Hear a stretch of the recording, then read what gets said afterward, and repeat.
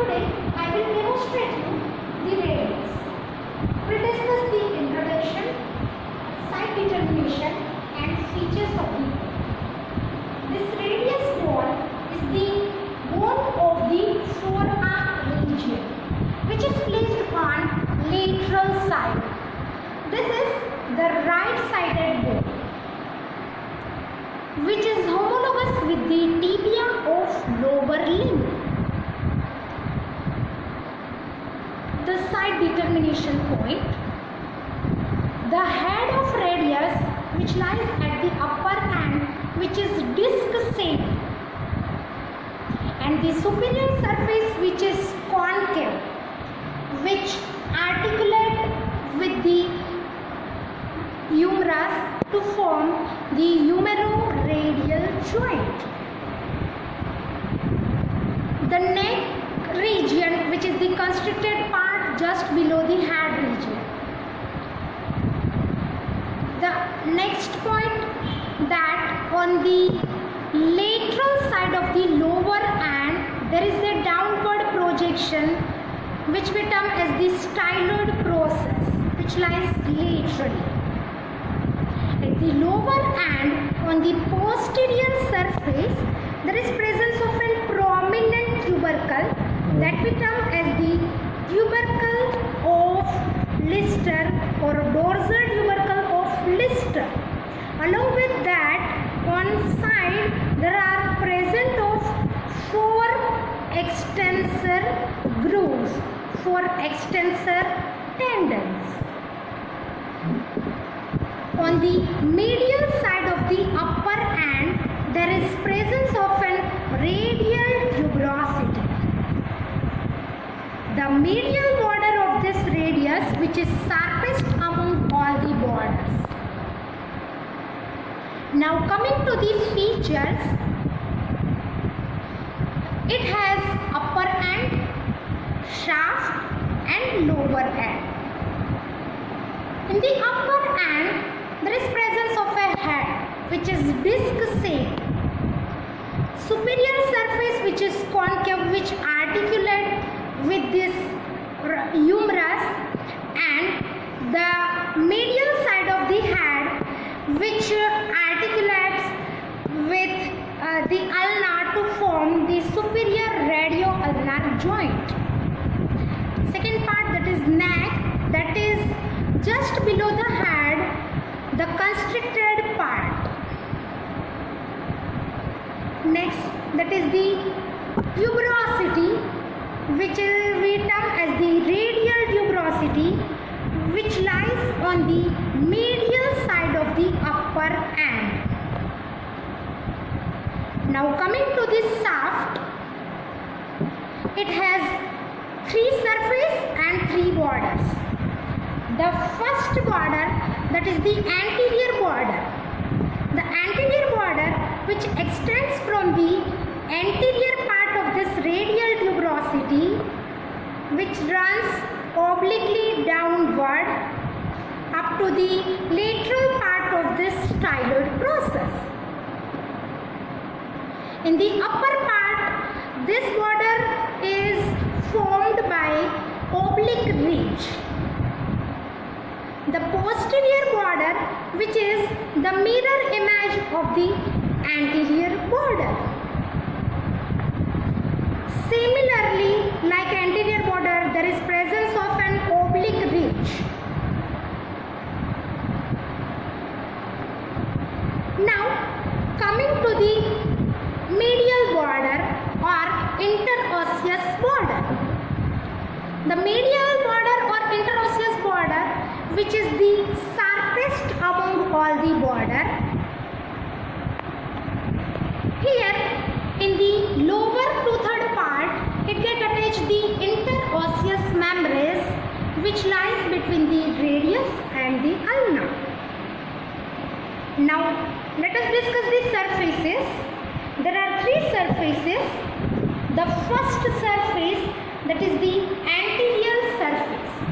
The anterior surface, which lies between the anterior border and the medial or interosseous border. This is the anterior surface.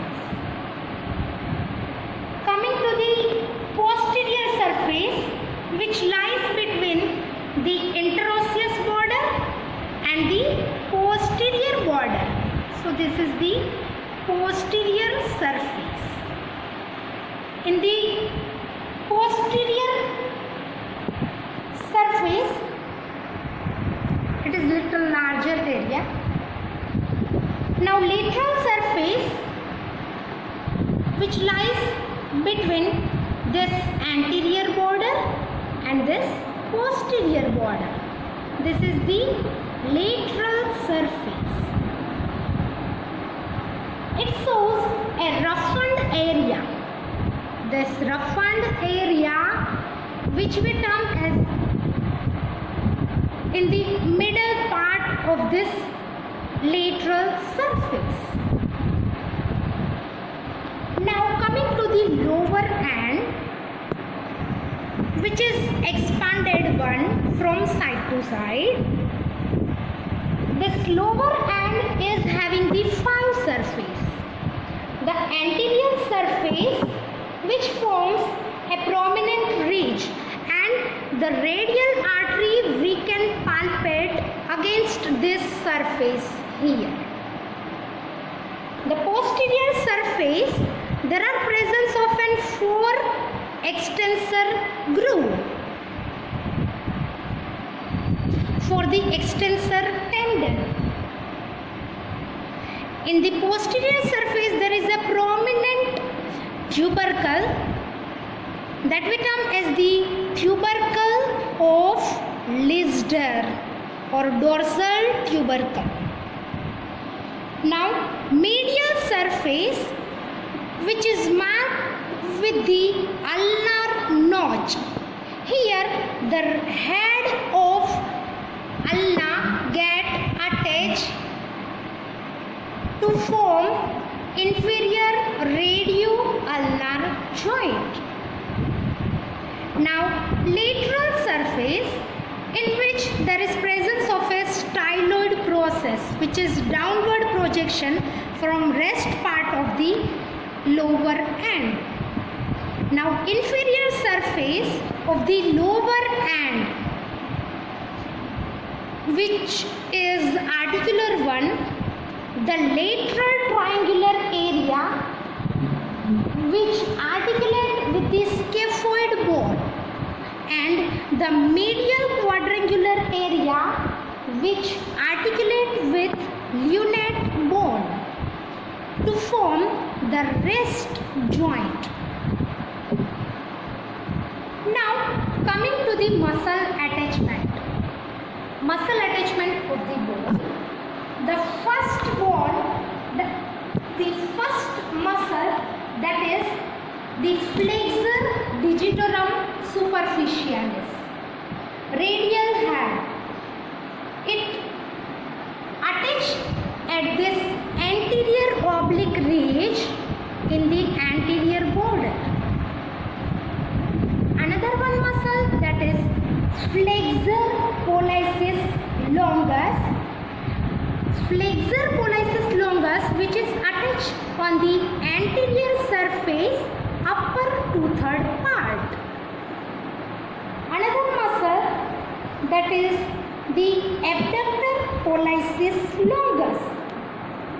The abductor pollicis longus, which is attached here on the posterior surface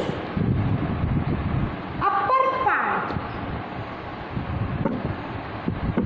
Another one muscle, that is the extensor pollicis brevis, which is attached here on the posterior surface lower part. Next muscle, that is the biceps brachii. The biceps brachii, which is attached on the posterior rough part of this radial tuberosity. Another one muscle, that is the supinator muscle, which is attached here on the upper part of the lateral surface. This upper part of the lateral surface. And next, that is the pronator teres muscle,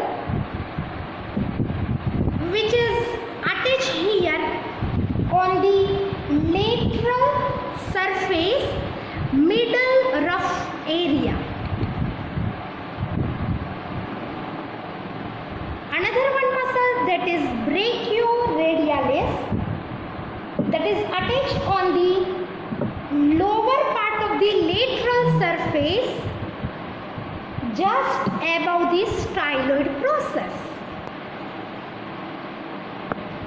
Another one muscle, that is the pronator quadratus, which is attached here on the anterior surface of the lower and triangular area. So here we had finished the muscle attachment of the